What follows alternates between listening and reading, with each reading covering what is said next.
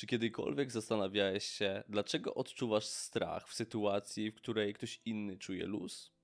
Dlaczego gniew, smutek czy radość pojawia się czasem tak niespodziewanie?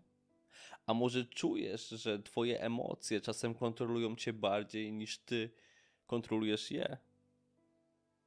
Emocje, te niewidzialne siły, które kształtują twoje decyzje, każdy związek, każdy moment naszego życia. Ale czym tak naprawdę są? Po co je mamy? I co najważniejsze, jak możemy je zrozumieć i lepiej nimi zarządzać? W tym filmie przyjrzymy się emocjom, ale od strony technicznej i praktycznej. Dowiesz się, dlaczego emocja to informacja zwrotna z twojej podświadomości. Jak twoje wcześniejsze doświadczenia wpływają na to, co czujesz dzisiaj. Dlaczego jedni czują luz, a inni strach w tej samej sytuacji. I co możesz zrobić, by lepiej radzić sobie z emocjami, schematami czy blokadami. Na końcu porozmawiamy o dwóch niezwykłych narzędziach: hipnoterapii i medytacji, które mogą pomóc ci zrozumieć swoje emocje i zmienić swoje życie. Opowiem też, czym różnią się te dwie metody i jak możesz je wykorzystać na swoją korzyść. Chyba jeszcze nie było czegoś takiego na polskim YouTubie. Jeśli chcesz w końcu zrozumieć, dlaczego czujesz to, co czujesz i nauczyć się, jak wykorzystać swoje emocje jako narzędzie, a nie przeszkodę, ten film jest właśnie dla ciebie. Zostań ze mną do końca, bo to może być pierwszy krok do zmiany, na którą czekałeś. Emocje. Wszyscy je odczuwamy, czasami nas zaskakują, a czasami wydają się nie do opanowania. Ale czy kiedykolwiek zastanawiałeś się, dlaczego w ogóle je mamy? Czy emocje to tylko przeszkoda w logicznym myśleniu? Czy może klucz do naszego przetrwania? Emocje ewoluowały, by pomóc naszym przodkom przetrwać w trudnych, pełnym zagrożeń środowisku. Na przykład strach. Kiedy w przeszłości nasi przodkowie widzieli drapieżnika, strach wywoływał natychmiastową reakcję: walcz lub uciekaj. Ten mechanizm ratował życie. Kolejną emocją jest złość. Pomagała w sytuacjach walki o zasoby, terytorium czy bezpieczeństwo rodziny. To dzięki niej nasi przodkowie mieli energię i motywację do obrony. Czy radość i miłość? Te emocje sprzyjały budowaniu więzi społecznych, które były kluczowe dla przetrwania w grupie. Nasi przodkowie mieli większe szanse na przeżycie, gdy tworzyli społeczności i wspierali się nawzajem. Zastanów się, ile razy twoje emocje ostrzegały cię przed czymś złym lub pomagały nawiązać głęboką relację. Teraz, kiedy nie musimy już uciekać przed lwami czy walczyć o przetrwanie w dżungli, wydaje się, że nasze emocje są bardziej przeszkodą niż pomocą. Strach przed porażką może nas powstrzymać przed działaniem. Gniew może zniszczyć relacje. Smutek potrafi nas zamknąć w sobie. Ale prawda jest taka, że emocje nadal są naszym kompasem. Problem zaczyna się, gdy nie rozumiemy ich funkcji. Gdy nauczymy się je odczytywać, nimi zarządzać, stają się naszym największym sprzymierzeńcem i głównym motorem napędowym do działania. To jak więc tworzą się emocje? Już tłumaczę. Twoje oczy to prawdziwy cud natury.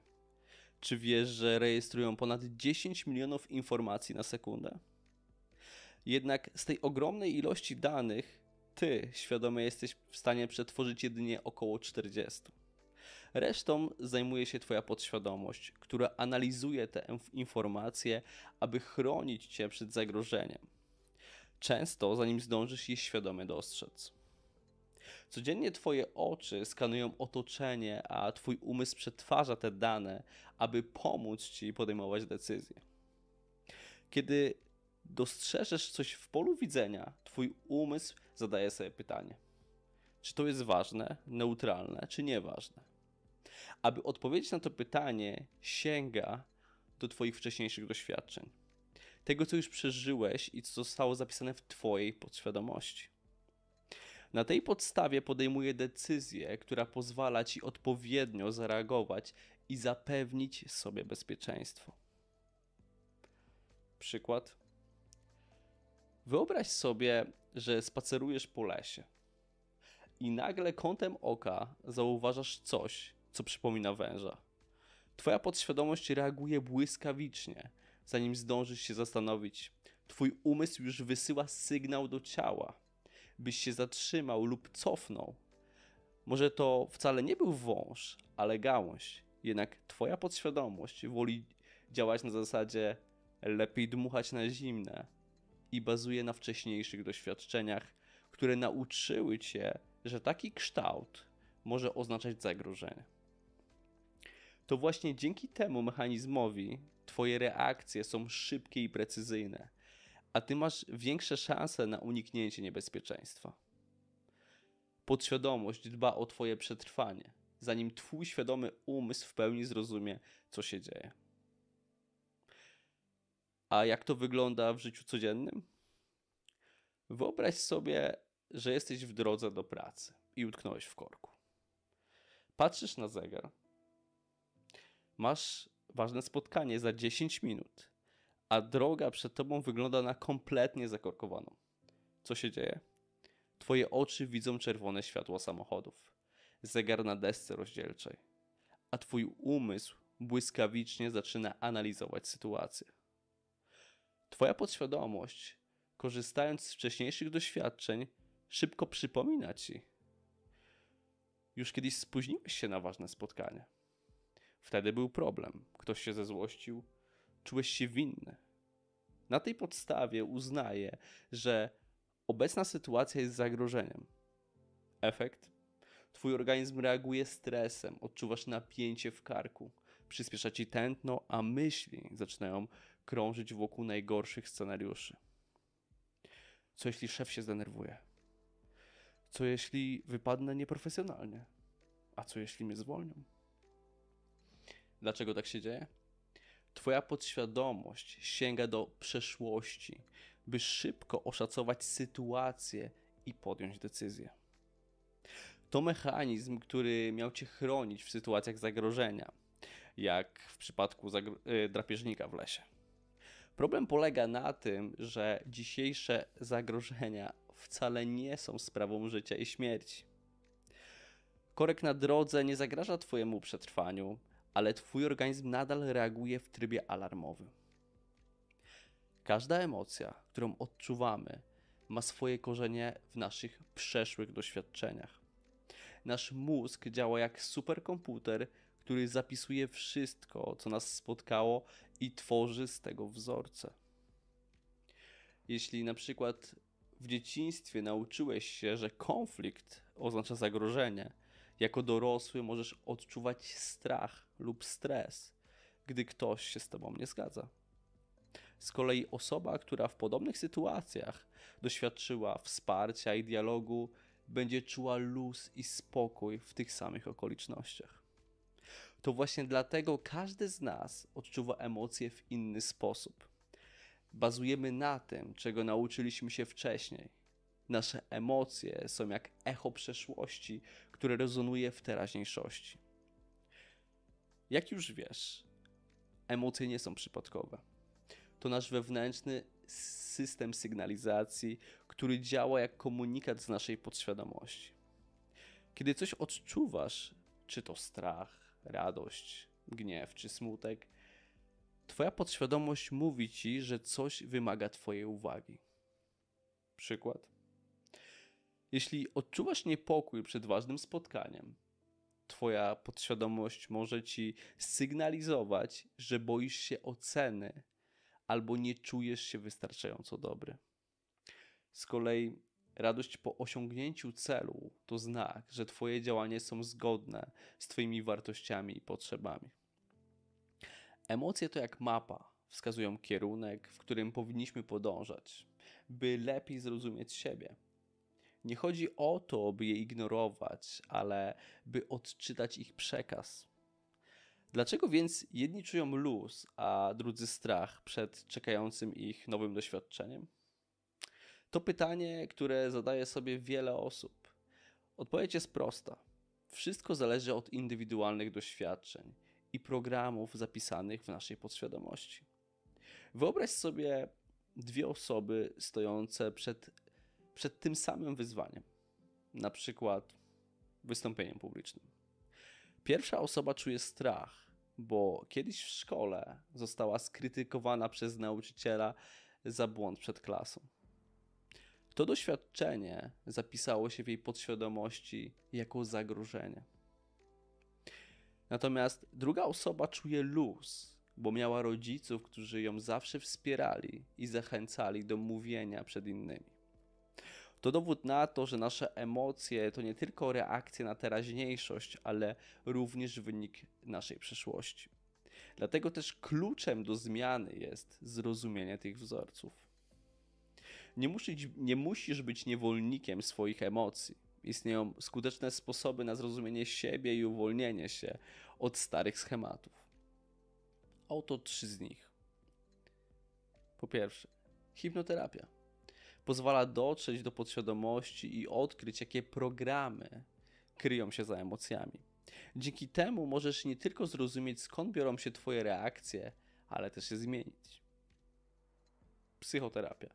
Pomaga świadomie przepracować trudne doświadczenia i nauczyć się nowych wzorców myślenia. Medytacja. To narzędzie, które pomaga ci zdystansować się od emocji i obserwować je bez osądu. To świetny sposób na osiągnięcie wewnętrznego spokoju.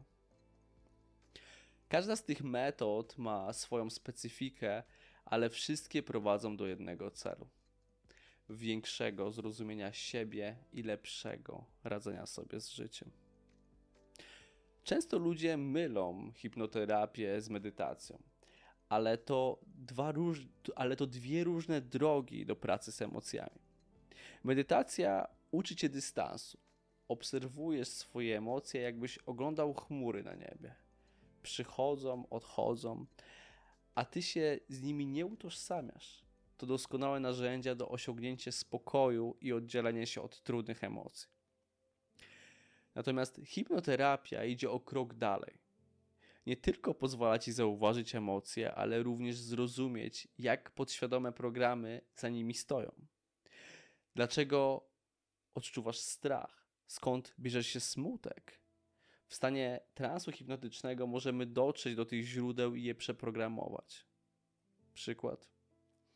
Jeśli odczuwasz lęk przed wystąpieniem publicznym, medytacja może pomóc ci uspokoić oddech i nabrać dystansu do emocji. Hipnoterapia pozwoli ci zrozumieć, skąd pochodzi ten lęk i pomoże go zmienić, dzięki czemu może on całkowicie zniknąć albo osłabić go na tyle, że nie będzie on stanowił dla ciebie żadnego wyzwania. Emocje to nie przypadek ani przeszkoda, ale nasz wewnętrzny kompas, informacja zwrotna z podświadomości, która mówi nam, co dzieje się w nas głębiej. Pamiętaj, że emocje nie są twoim wrogiem, są twoim przewodnikiem. Jeśli nauczysz się je czytać i rozumieć, zyskasz potężne narzędzie do budowania lepszego, bardziej świadomego życia. Zapamiętaj jedno. Nie jesteś swoimi myślami, ani nie jesteś swoimi emocjami. Dlatego możesz nimi w pełni zarządzać i sprawić, by cię budowały zamiast niszczyć. Wszystko jest kwestią treningu. Więc następnym razem, gdy poczujesz gniew, smutek czy strach, zatrzymaj się na chwilę i zapytaj, co moja podświadomość próbuje mi powiedzieć. Może właśnie w tym momencie odkryjesz coś, co zmieni twoje życie. Jeśli ten odcinek pomógł ci lepiej zrozumieć emocje, daj łapkę w górę i subskrybuj mój kanał, żeby nie przegapić kolejnych filmów. A tobie jakie emocje sprawiają najwięcej trudności? Jak radzisz sobie z nimi na co dzień? Razem możemy stworzyć przestrzeń pełną wsparcia i wymiany doświadczeń. Emocje to twój wewnętrzny system nawigacji. Nie bój się ich, ale naucz się ich słuchać, bo one zawsze mają coś ważnego do powiedzenia. I pamiętaj, świadomość to potęga. Dzięki za dzisiaj. Do usłyszenia. Pozderki.